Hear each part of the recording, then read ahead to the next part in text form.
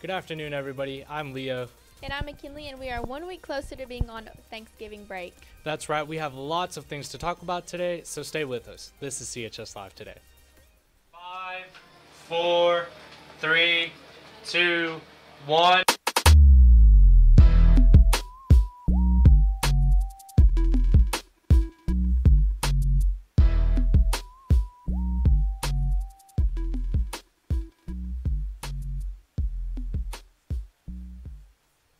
Welcome back, guys. Today is Monday, October 22nd.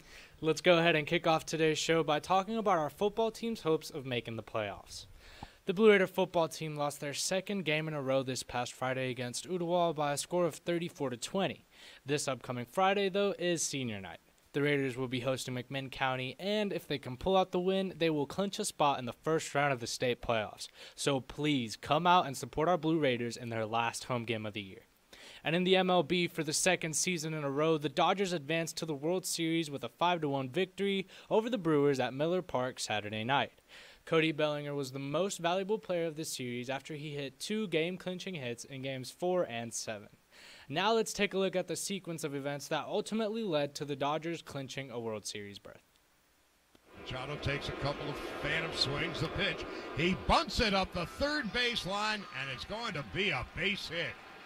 Manny Machado with the bases, or not the bases loaded, but a full count, leading off the second inning, and he bunts for a base hit. Well, a couple of things were unorthodox about that. First of all, bunting with 2 strikes on a 3-2 count. The other thing, too, is Chacin went with a quick pitch. He did not go into the windup. Multi-talented Machado bunts for a base hit to lead off the second. Chacin, that is hammered into right, and a no-doubt home run off the bat of Bellinger to put the Dodgers on top.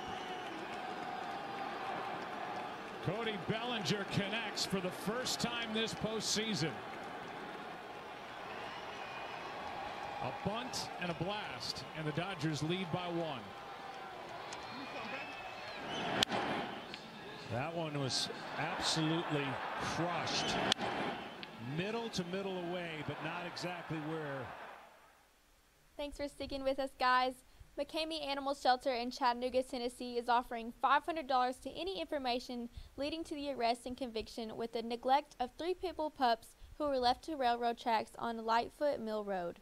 The pups were weak and suffering from skin infections. Director Jamie says when the animals were brought in, the officers said they looked like they were walking skeletons.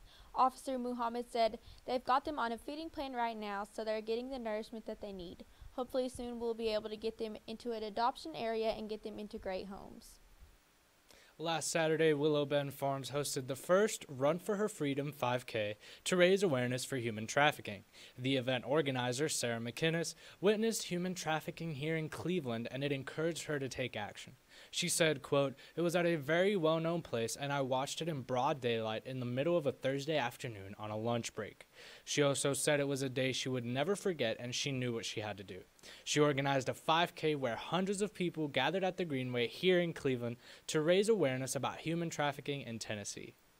Now, this past Friday, Jonathan Murray was able to be at the game in Ottawa, and he captured all of the best moments of the matchup. Let's take a look at the recap.